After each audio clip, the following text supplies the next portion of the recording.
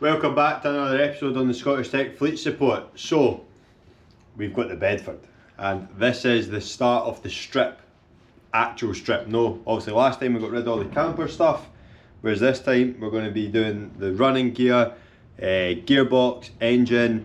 We'll get all that stuff out and try and get it a rolling chassis, get the dash and that out it. So hopefully by the end of this video, this should be a cab shell, a chassis and wheels and just the axles. That is the plan of action anyway.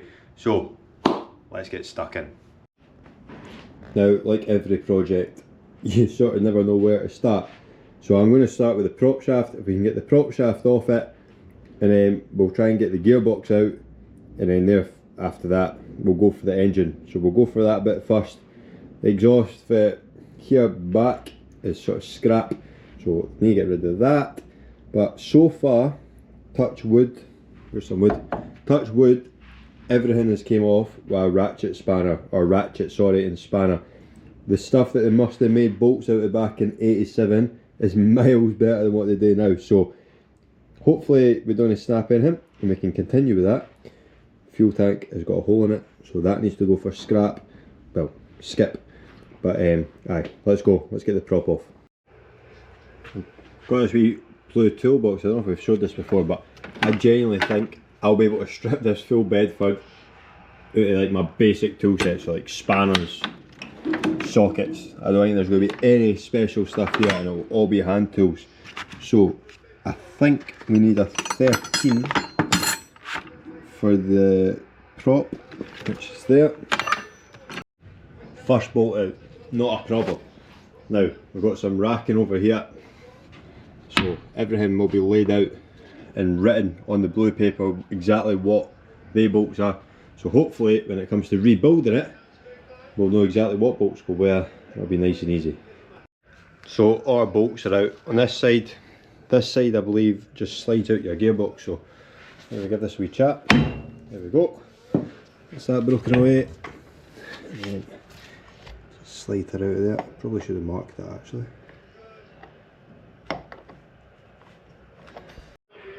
There we go. So that is officially the first mechanical part off. Prop shaft off. Up on the shelf. This, well, I'm going to see if I can get a new one. If I can get a new one, genuine, I'll put a new one on it. If not, we'll send this away to a prop shaft place, get it completely refurbed, or I'll see if we can get the kit, might be able to do it ourselves. But aye, I want that mint for going back on. I'm going to try and see if these will come off with a ratchet, because if they come off with a ratchet, everything's going to come off with a ratchet. But if not, nice and easy, we'll just grind them out, but hopefully we can get them off. They're solid. Need to run it to the van, go and get the grinder, and then we'll just cut them off, and then that will take that back section off the exhaust.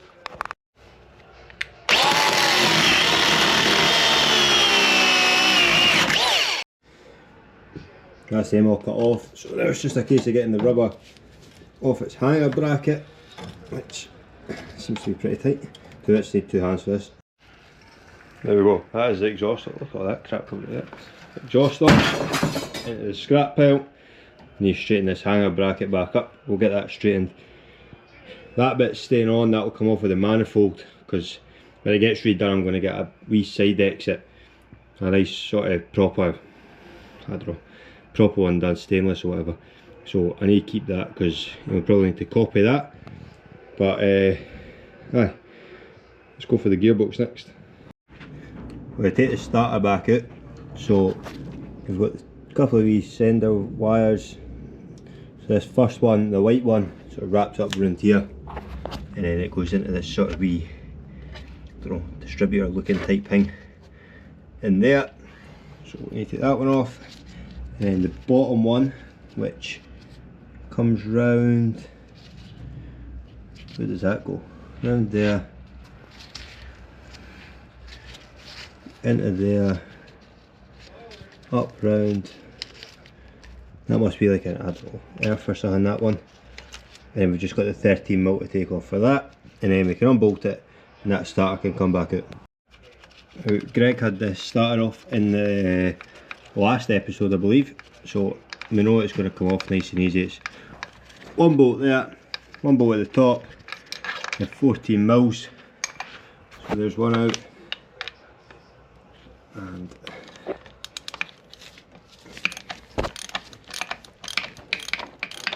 There's a top one coming out now. There we go, one starter motor. Now we know that starter is okay, but again, because I want to do this right, I want to see if I can get a new genuine one of these. If I can get a new starter motor, it'll go in.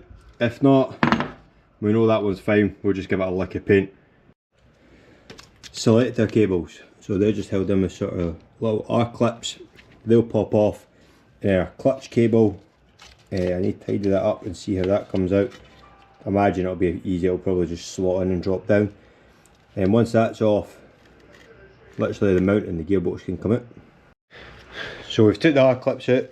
Now obviously the bush just came out of that and it stayed on there, but we're going to get new cables regardless. So we just need to get them out of this bracket now, which I believe we just crack off the locking nut and then they should pull out, and I think that is us. I just need to check if I need to mount, hold the engine up. If I do, I've got an axle stand.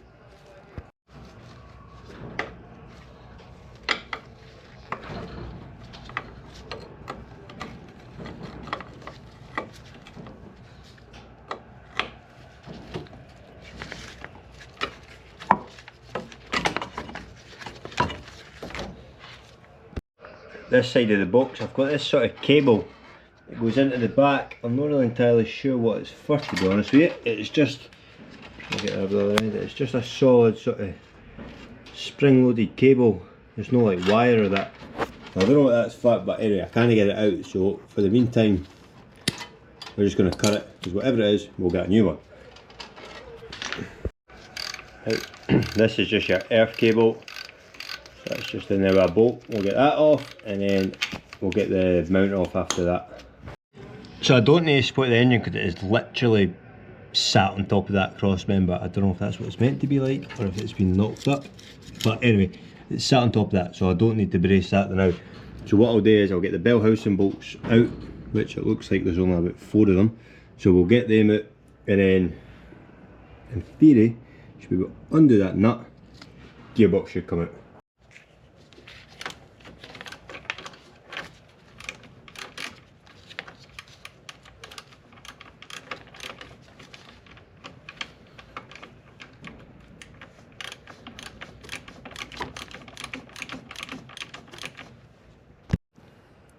That is your bell housing nuts, all 2 of them, and then obviously your starter holds it as well, but that is them out. So next one is just this here, which I'm hoping is a 14, which everything seems to be, which it is. So I've put the wee axle stand just at the back, just to sort of support the weight of the back out while I take this off, and then I can obviously reposition myself.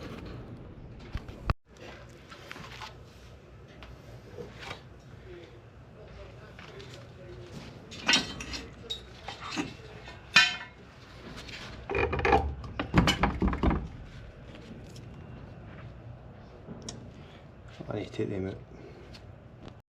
Right, that's that bracket off. So it's now fully sat on that axle stand. Should hopefully be able to pull it on out.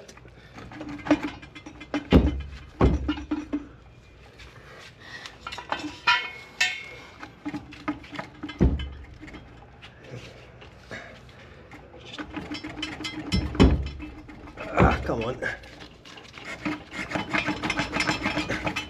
Just tighten the clutch. I think the old clutch is seized on it.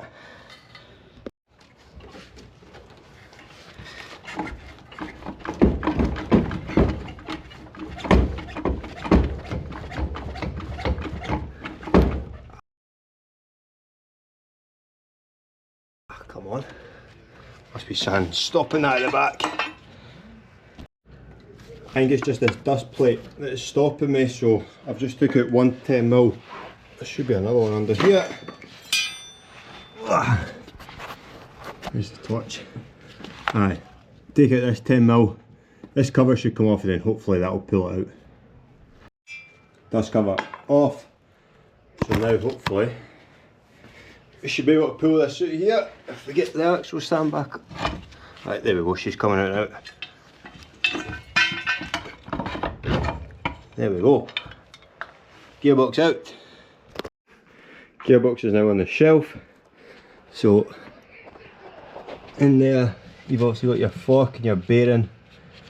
So So we'll need to give that a wee check before, but we'll now get our pressure plate and that out, get the clutch out. To be fair, that clutch doesn't actually look that old, that looks kind of new, but it'll get replaced anyway.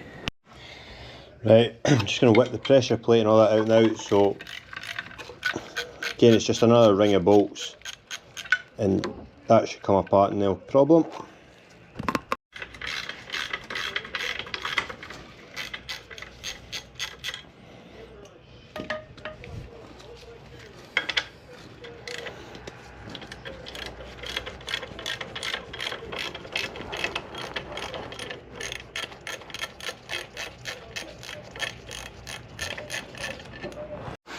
So I'm just going to check to see if the engine spins at the back. The other day when we tried to turn it over, we couldn't get it to turn. Obviously it was like the engine was seized, but I'm just going to give it a wee twist, and there's a tight spot right there, there's a tight spot, but she's away again. You can hear it compressing up, so aye, at least we know the engine turns and it's no chucked a piston through the head or anything like that. That is good news. So I'm happy that's turning over. It doesn't really matter, it was getting a full rebuild, but peace of mind, we know it turns. So what I reckon the issue could be is that the starter, even though we tested it on the ground and it came out and it spun, it might just not have enough strength or power left in it anymore to actually spin the flywheel, especially because it had sat for so long that obviously the first turn was always going to be hard for it. So I reckon it could be the starter, but at least we know that turns over, so we'll get the flywheel off now. We've got all our bolts cracked off now, so just wind these out by a finger, and then it might need a wee rubber mallet just to give it a wee press or chap off the end of the crank, but hopefully we'll be able just to pull it. Rubber dead blow, so I'm just going to try and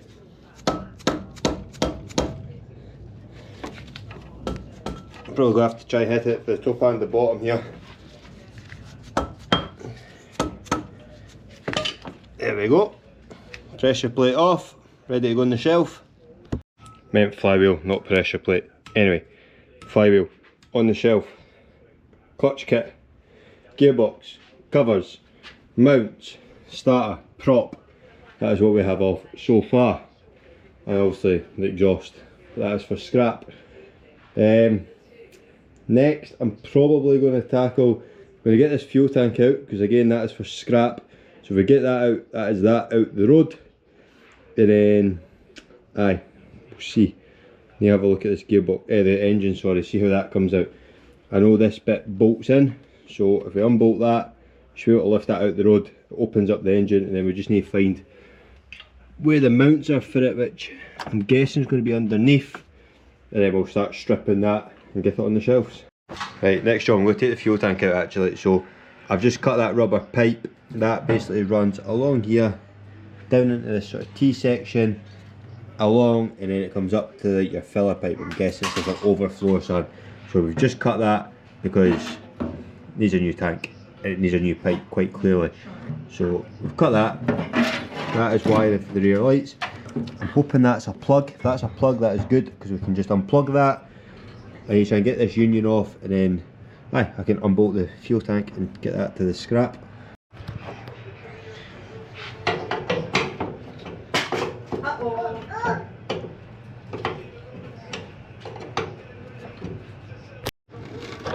Even that, man, fuel tank bolts coming loose. This thing is brilliant. Barney's on the inspections, but fuel tank is out, so that is gone. We've got the bolts at that side, snapped one bolt down there, so again we've just ripped up here. Fuel tank bolts times 3, one snapped. So there we go, and I'm going to call that for the night, and then we will tune back in the next day or two and we'll get that engine out.